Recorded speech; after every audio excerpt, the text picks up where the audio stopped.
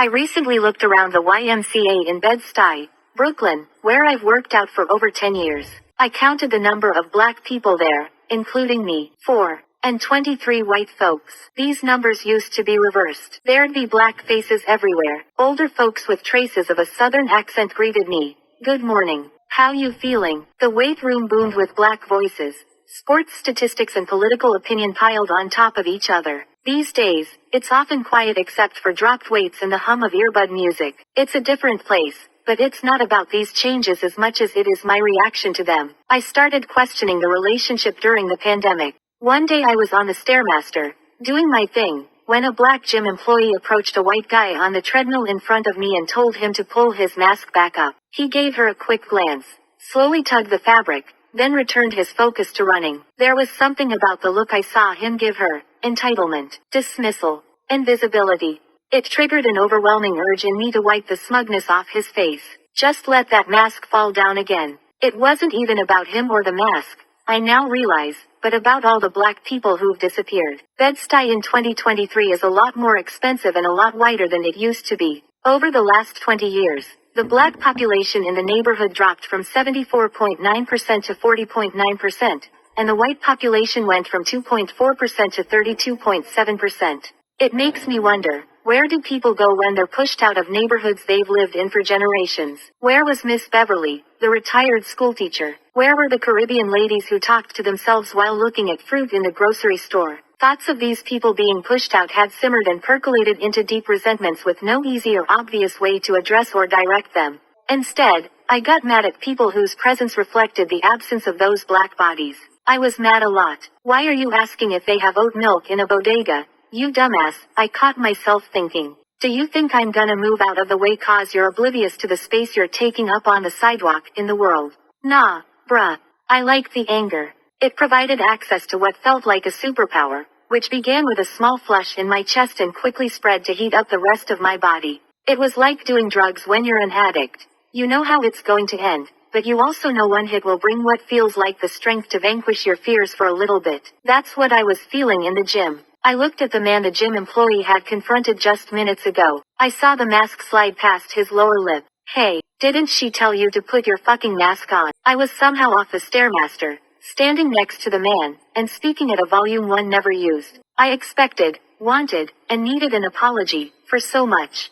Instead, I got a version of the glance he'd given the employee. I wasn't about to let it end like that, but then I saw past him to the mirror behind the treadmills. I looked crazy. How did I become this person? I asked myself. Yeah, he's probably an asshole, but gyms are full of assholes. So what? The difference is he was an asshole and a gentrifier, and I needed to separate myself from him and what he told me about myself. They were at the gym, the markets and the cafes. I saw them because I was in those same spaces. Sometimes one of the few black people there. There was no Miss Beverly sitting across from me inside here, and it could feel like crossing a racial picket line to order a latte. I remember when an older black woman joined me on the street as I was reading the outdoor menu of a new restaurant. Nice, she said. Too bad it's not for us people, right? I laughed along with her, trying to hide my embarrassment that I was excited to try the food. I felt like a sellout. A black guy from a mostly white Massachusetts town still trying to straddle two lines of his identity. There have always been light-skinned blacks who passed for white, leaving parts of themselves behind for a lottery ticket promising a chance to breathe with ease. I was a lower middle-class mocha-hued kid who couldn't pass, but I taught myself to code switch and adapt to the rules of the class who ruled. I felt like I'd won that jackpot when eyes widened as people tried to reconcile my vocabulary with my blackness, and then my temples would throb. My need to win them overdoused me in shame. Why did I need their approval? Because though I'm an adult who writes and creates art about blackness and bias, and though I've talked in front of hundreds of people about the subject, I'm also the child who slapped himself over and over in the mirror because of his big lips, and his wide nose he'd learned was ugly. After the treadmill interaction, I thought about another gym incident, also regarding a mask, a few months before. I was in the weight room when I heard, "Hey, bro, can you put your mask over your nose?" The black guy on the butterfly machine looked over at the white guy talking to him. "Nah, I'm good," he said. "Huh. You do know there's a pandemic, right?" the white guy asked. No response. The black guy went back to pulling those bands and breathing heavily. Now you know what it's like to be ignored, I had thought at the time. It escalated into an adrenaline-fueled argument, and a black staffer was asked to intervene. Could you tell him to put his mask on? It's the fucking rule in the gym, the white guy said. I knew the conflict going on in the staff member's head. How can I side against another black person in this space? They averted their eyes and walked away. I had barely talked to the other black guy in all the years I'd seen him around, but now we looked at each other and slowly nodded. Why did I act like that then and now had a completely opposite reaction? It made no sense, except it did. The anger was also a deflection from all the ways I still prioritize whiteness. My old therapist called it my New Yorker syndrome. I'd be on the subway, conscious of how my blackness was being sized up as people entered the train and, upon seeing me, chose to sit elsewhere. I'd have the urge to reach in my bag for something to read, to convey my intelligence and relatability. I love to read the New Yorker,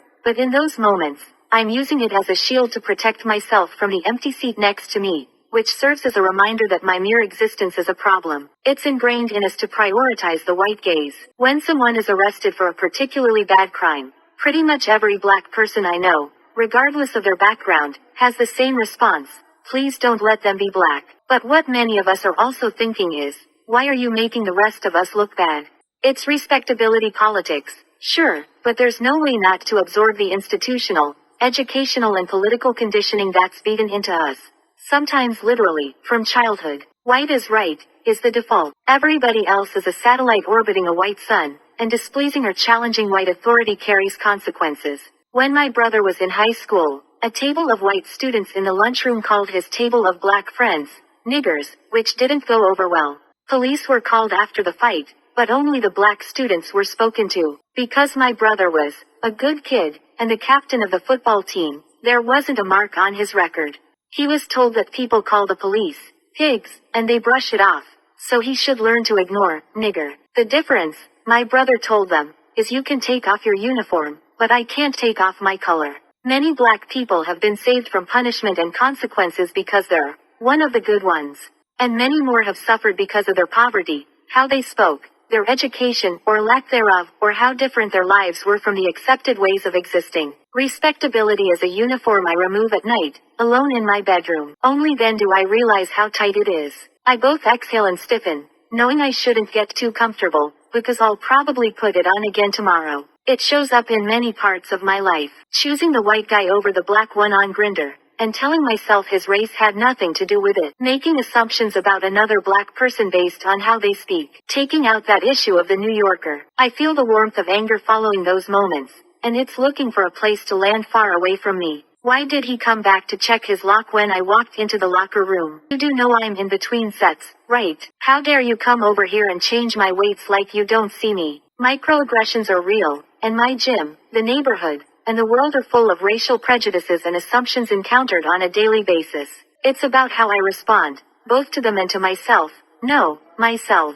There's the me who knows that nothing I do will change some people's perception of me. But there's also the me who desperately wants to win them over, even though many times I don't even know who they are. Recently I was talking about all of this with my current therapist, who is black, queer, and amazing. Have you ever considered replacing butts with hands? He asked. You're the only one telling yourself you have to fit into rigid categories of behavior and thoughts.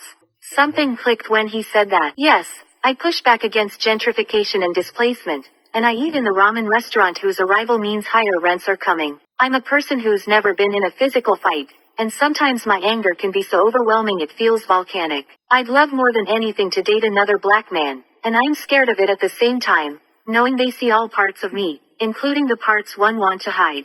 Nobody is completely binary. There are contradictions that can't be dismissed with a but. There's fear in knowing this.